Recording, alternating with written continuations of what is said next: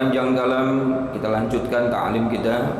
Sebelumnya kembali kita baca suratul Fatihah. Mudah-mudahan Allah berikan kita ilmu manfaat, barakah, dan bisa membuat kita hidup menjadi selamat di dunia sampai akhirat.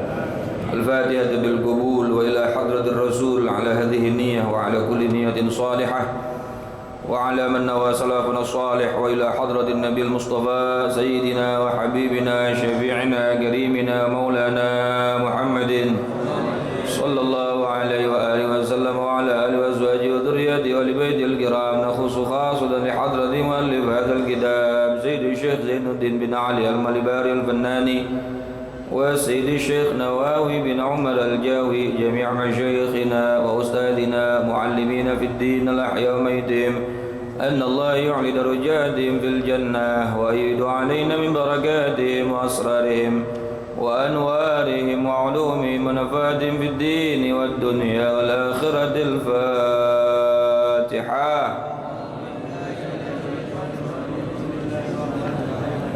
الحمد لله رب العالمين الرحمن الرحيم مالك يوم الدين إياك نعبد وإياك نستعين اهدنا الصراط المستقيم صراط الذين أنعمت عليهم غير المغضوب عليهم ولا الضالين رب اغفر لي ولوالدي آمين. Semoga Allah ampuni dosa kita dan dosa kedua orang tua kita. Bismillahirrahmanirrahim. Qala al-musannif rahimahullahu ta'ala wa nafa'na bi'ulumihi wa amadna bi asrarihi fid dharaini. Amin.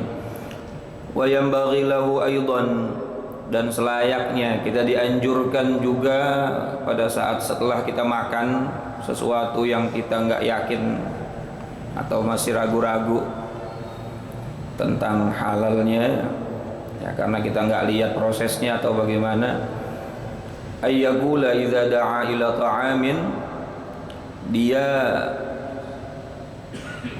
berdoa, mengucapkan doa yang diajarkan oleh salafus salih apabila dia diundang oleh tetangganya kah, saudaranya kah, temannya kah untuk makan, yushakku fi hillihi, yang dia ragu kehalalannya, masta'malahu Syekh Sya'rani, sebagaimana yang diperbuat oleh Al-Imam Syekh Abdul Wahab Sya'rani. Itu bukan Syahrani, itu diterjemahnya Syahrani ya. Sya'rani, seorang ulama imam besar kutub juga, Abdul Wahab Sya'rani. Salah satu kitabnya pernah dikaji di Ukhuwah itu dulu adalah kitab Wasiyatul Mustafa. Ya. Kitab Wasiyatul Mustafa li Ali karamallahu wajhah. Dulu Kiai Habibie pernah buka kitab itu tuh, yang hadis-hadis tentang wasiatnya baginda Nabi Muhammad sallallahu alaihi wasallam kepada Sayyidina Ali. Nah, Imam Sya'rani, Abdul Wahab Sya'rani, beliau memberikan doa pada saat kita lagi makan atau diundang makan, tapi kita ragu nih, ini makanan ini hasil halal apa haram. Ya, orang-orang tasawuf itu kan masya Allah, kalau orang model kayak saya nih, bukan kita dah, takutnya di sini udah ahli tasawuf semua. Model kayak kita ini, model kayak saya ini, asal nggak ngelihat prosesnya yang haram, ya udah husnuzon aja, baik sangka ini halal, ya selesai. Betul nggak? Apalagi udah ada sertifikat apa halalnya. Tapi ada orang-orang yang masya Allah Pak, yang waro, betul-betul waro, hati-hati banget. Makanya tingkatan waro ini terbagi-bagi. Waro itu artinya hati-hati. Waro yang paling rendah itu adalah mencegah diri dari perkara-perkara yang haram. Itu yang paling rendah tuh. Kalau kita udah tahu ini haram, ya gak kita deketin sama sekali. Udah tahu ini dilarang oleh agama, gak kita deketin sama sekali. Itu namanya warok yang paling rendah. Naik sedikit. Nih saya baru ngaji juga semalam di Kifayatul Atqiya min Hajul Asfiya. ada keterangan tentang bagaimana tingkatan-tingkatan orang wara. Yang di atasnya tingkatan wara yang meninggalkan sesuatu yang haram, di atasnya meninggalkan sesuatu yang dia ragu-ragu terhadapnya. Nah, yang syubhat. Kalau dia ragu, ya udah, dia gagak deketin. Karena innal halal bayyin wa innal harama bayyin wa bainahuma umurun mushtabihat. Yang halal itu udah jelas, Al-Qur'annya jelas, hadisnya jelas, ijma' ulamanya jelas, betul nggak? Yang haram juga udah jelas. Di antara itu ada yang namanya perkara syubhat. Nah, perkara syubhat ini yang kita lagi terangkan sekarang nih. Kita nggak tahu nih orang belinya pakai uang apa, betul nggak? Itu ayam dipotong, pada saat motongnya baca bismillah apa gagak? Betul nggak? Nah, itu perkara syubhat. Di atasnya lagi ada warok tingkatan, masya Allah, tingkatan muttaqin, tingkatannya orang-orang yang bertakwa. Apa? Meninggalkan perkara yang manfaatalah, nggak ada manfaatnya. Sebagaimana hadis Nabi sallallahu alaihi wasallam, min husnil islamil mar'i tarkuhu ma la ya'ni. Kalau kagak ada manfaatnya, dia lihat tuh makanan gak ada manfaatnya, ini masih kenyang juga, kagak mau dia masukin tuh. Padahal halal, padahal kagak syubhat. Jadi orang waro tingkatan muttaqin itu ninggalin sesuatu yang dia anggap kagak ada apanya, manfaatnya. Nggak ada manfaatnya, udah kagak mau dideketin tuh. Di atasnya lagi, nah tingkatan siddiqin, wara, yang dia tidak akan melakukan sesuatu, dia meninggalkan sesuatu kalau dia betul-betul tidak melakukannya dengan ikhlas. Jadi perkara dari mulai melek mata sampai merem lagi, semuanya betul-betul lillahi ta'ala. Gerak-geriknya karena Allah, nyucinya karena Allah, ngelayanin suami seorang istri karena Allah, suami nyari nafkah karena Allah, bergaul karena Allah. Dia nggak mau tuh apa yang dia lakukan kalau nggak karena Allah. Karena dalilnya wa ma khalaqtul jinna wal insa illa liya'budun. Nah, kalau illa liya'budunnya orang awam kayak model saya, ya paling cuma ibadah mahdhah, ibadah ghairu mahdhah, yang wajib, yang pokok aja. Tapi bagi mereka para siddiqin, semua gerak-geriknya, hembusan nafasnya, ucapannya, perbuatannya, tingkah lakunya, bahkan apa yang terbesit di dalam hatinya, semuanya harus bernilai ibadah. Sehingga waraknya dalam semua aspek. Jadi tingkatannya berapa tadi, Pak? Yang pertama ninggalin yang haram, kemudian ninggalin yang syub, lalu ninggalin yang tidak ada manfaat, lalu ninggalin sesuatu yang bukan karena, masya Allah. Kita yang mana kira-kira? Paling yang pertama ya, yang paling tinggi. Yang terakhir. Kita ini yang ninggalin yang haram aja kadang-kadang kedodoran ya. Masih wal-wal kedual. Ora peduli watu, ora peduli aspal. Sing penting warek kabeh diuntal. Ya Allah ya karim. Nah, tapi minimal saat kita ragu-ragu nih, pada saat kita ragu-ragu untuk memakan sesuatu dan kita nggak yakin kehalalannya atau dalam keadaan syubhat, kata Imam Sya'rani, beliau mengajarkan doa dengan doa bagaimana? Allahumma hmini minal akli min hadha ta'am alladhi du'itu ilaih fa illam tahmini minhu fala tad'uhu yuqimu fi batni wa in ja'altahu yuqimu fi batni fahmini minal wuqu'i fil ma'asi allati tansha'u minhu 'adatan fa illam tahmini minal wuqu'i fil ma'asi faqbal istighfari warda anni. Pak, banyak banget doanya ya. Masya Allah, ini buru-buru bisa dihafal nih. Orang Allahumma barik lana aja lupa, apalagi udah cipru. Allahumma hmini minal akli, ya Allah, peliharalah aku dari memakan makanan min hadat ta'am, dari makanan ini, alladzi du'itu ilaih, dari orang yang mengundangku untuk memakan makanan ini. Fa illam tahmini minhu, jika engkau tidak pelihara makananku ini, fala tad'uhu yuqimu fi batni, maka janganlah engkau mengundangnya untuk berdiam di dalam perutku. Seandainya kita nggak bisa nggak bisa mencegah untuk makan karena diundang, dan kalau itu memang barang haram, kalau bisa kata Imam Sya'rani, jangan sampai itu makanan masuk ke dalam perut. Allah. Fahmini minal wuqu'i fil ma'asi, dan jika engkau menjadikannya berdiam di dalam perutku, terlanjur masuk dalam perut, maka janganlah ini makanan membuatku terjerumus dalam perbuatan maksiat.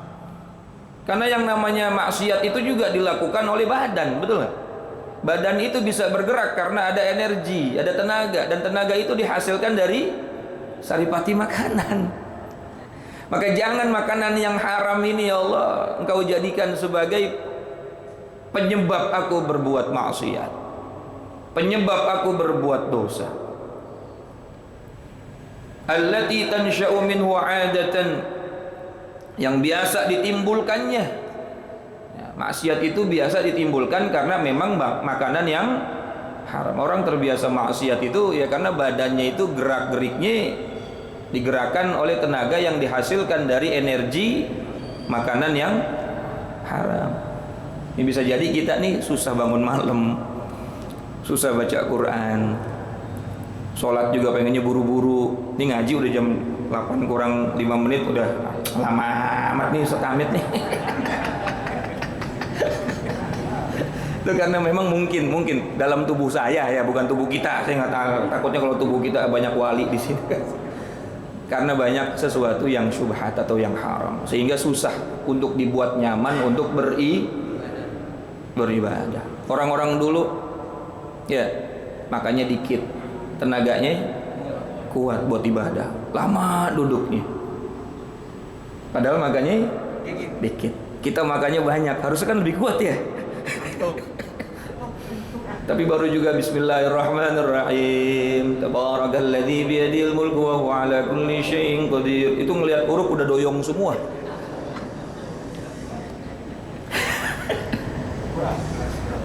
Kalau udah terlanjur begitu ya Allah, kata Imam Sya'rani, faqbal istighfari, maka terimalah istighfarku, terimalah taubatku ya Allah, terimalah permohonan ampunku, warḍa anni, dan ridhoilah aku ya Allah. Ini saking orang-orang dulu tuh jaga banget tentang perkara yang syubhat, bukan lagi yang haram, yang syubhat. Padahal dia diundang, yang ngundang itu orang baik, tapi dia khawatir ada sesuatu yang masuk, tapi dia nggak tahu keharamannya.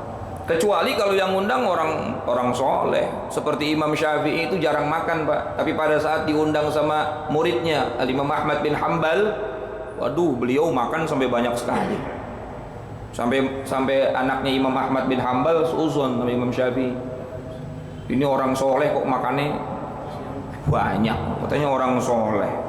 Rasulullah aja ngajarinya makan itu berhenti sebelum kenyang, maka Rasulullah makannya sedikit.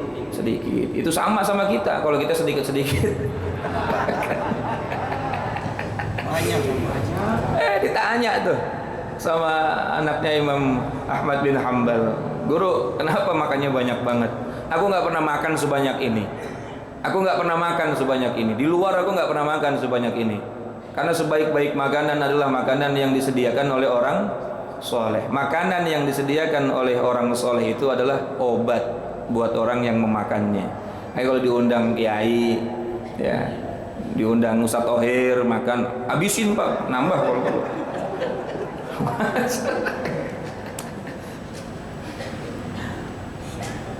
Ya Allah, fa illam taqbal istighfari, maka jika engkau tidak menerima permohonan ampunku, walam tardahum anni, dan tidak meridai orang-orang yang mempunyai sifat-sifat seperti ini dariku, fasabbirni 'alal 'adzabi ya arhamar rahimin, maka sabarkanlah diriku atas siksamu wahai Zat yang Maha Pengasih melebihi daripada siapapun yang punya sifat kasih sayang. Ya Allah ya Karim. Nah oleh karena itu, ini kalau nggak hafal ya udah kita baca doanya pakai bahasa Indonesia nggak apa-apa dah.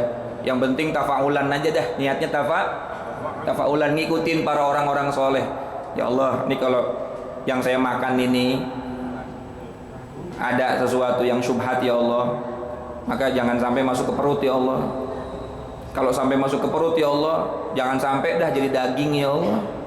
Kalau perlu nanti sampai rumah saya buang-buang air.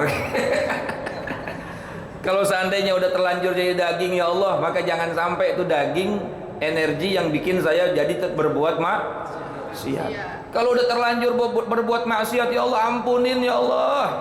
Jangan sampai ini dosa makanan yang syubhat sampai ke akhirat ya Allah. Karena saya tidak akan sabar, tidak akan kuat untuk menerima siksaanmu ya Allah. Subhanallah.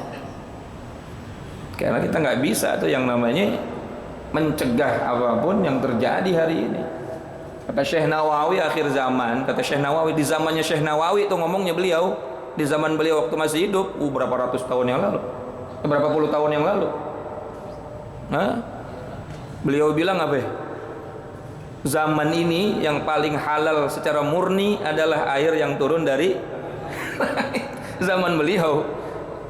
Komodi zaman ayeuna. Masya Allah, ijab kabulnya belum lagi. Masya Allah, kita susah ngomongin begitu. Makanya banyak-banyak istighfar. Untung aja Allah itu maha pengampun. Ya Allah ya Karim. Inilah diantara cara kita untuk memelihara diri dari makan dan minum yang haram. Dalam kitab ini hebat Pak, nggak dijabar luaskan caranya. Memang susah caranya, tapi diterangkan oleh Syekh Nawawi dalam kitab ini cuma apa? Doanya. Kalau udah terlanjur nih masuk nih, tapi yang syubhat ya, bukan yang haram mutlak nih. Kalau yang haram mutlak ya harus kita tinggalkan. Yang syubhat, maka udah berdoa sama Allah, ya Rabb, ini kalau memang makanan ini nggak kau ridhai, jangan sampai makanan ini menjadi darah daging saya yang membuat saya berbuat maksiat. Kalau seandainya sudah menjadi darah daging yang membuat saya, mendorong saya menjadi orang yang berbuat maksiat, maka ampuni saya. Begitu. Kalau yang doa kemarin, ya Allah, andai ini makanan yang diberikan oleh sahabatku atau saudaraku atau temanku atau keluargaku ini adalah makanan yang halal, maka berikan keberkahan yang banyak kepada yang memberi. Tapi jika ini makanan syubhat, maka ampunilah aku dan orang tersebut.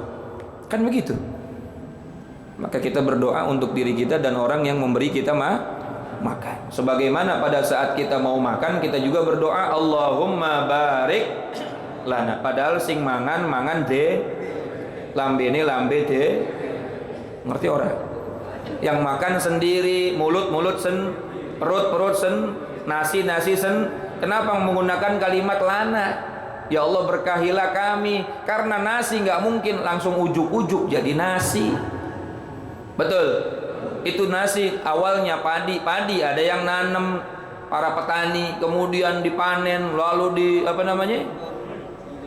digiling sampai jadi gabah, lalu kemudian jadi beras, kemudian dikirim ke pasar-pasar sampai akhirnya ada yang menjual, terus sampai rumah kita. Emang bapak-bapak pada masak nasi? Ada yang masakin kita, betul nggak? Apakah istri kita atau orang-orang yang ada di rumah yang masakin kita? Sampai akhirnya tersedia di depan mata kita, maka pantaslah Nabi ngajarin Allahumma barik.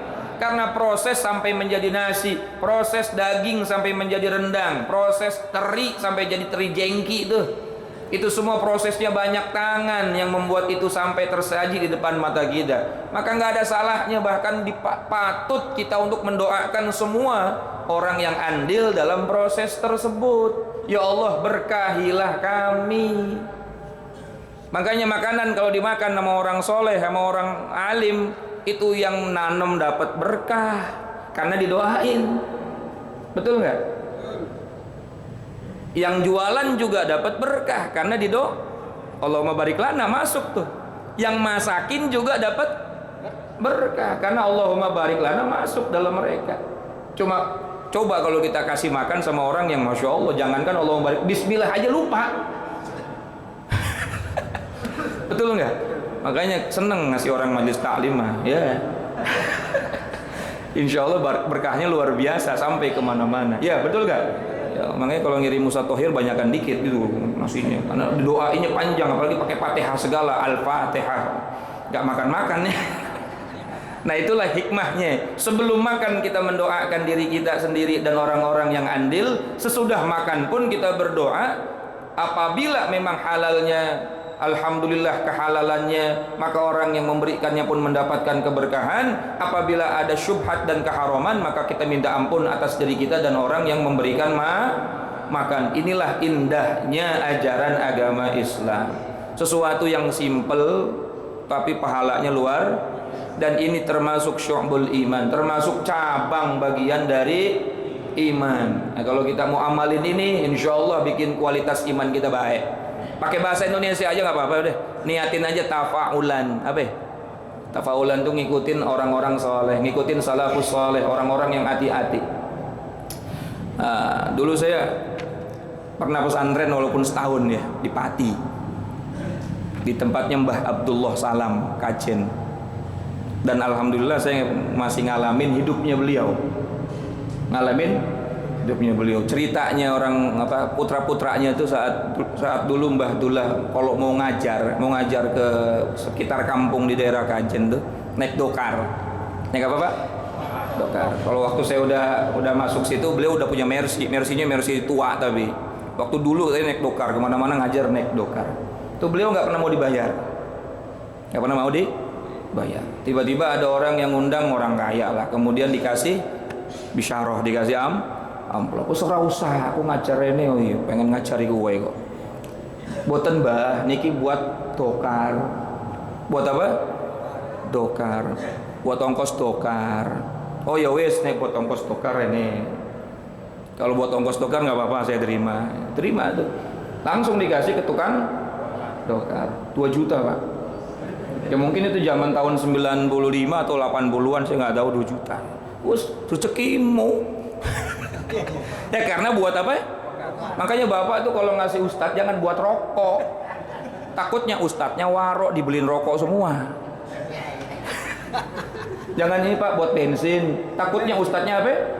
Warok, ya. Khawatir kena akadnya suruh beli itu bensin kape 2 juta tuh bensin piye. Akhirnya dia mau makan, mau beli bensin. Udah kasih aja hadiah buat ustadz, buat orang siapa. Jangan pakai kalimat apa namanya, buat ini, buat itu. Sama di rumah juga gitu. Saya dikit-dikit ada orang ngasih amplop buat Raya. Saya punya anak namanya Raya, buat Raya. Bapaknya nggak ada. Karena saya nggak berani tuh ambil uang anak saya. Orang ngasih buat Raya, ya buat Raya gitu. Buat majelis, ya udah orang majelis yang pegang. Nggak berani saya pegang. Karena ada akad orang buat ngasih siapa. Nah di sini kita coba belajar warok, belajar hati. Sesuatu yang udah jelas ya udah jelas gitu loh. Ora usah dicampur-campur, jangan belaga kita nggak tahu. Lawang tercampur tadi, dicampur dewe kok. Dicampur sendiri. Mudah-mudahan manfaat. Kurang lebihnya mohon maaf. Insyaallah kita ketemu lagi minggu yang akan datang dalam keadaan sehat afiat. Wallahu a'lam bishawab. Assalamualaikum warahmatullahi wabarakatuh.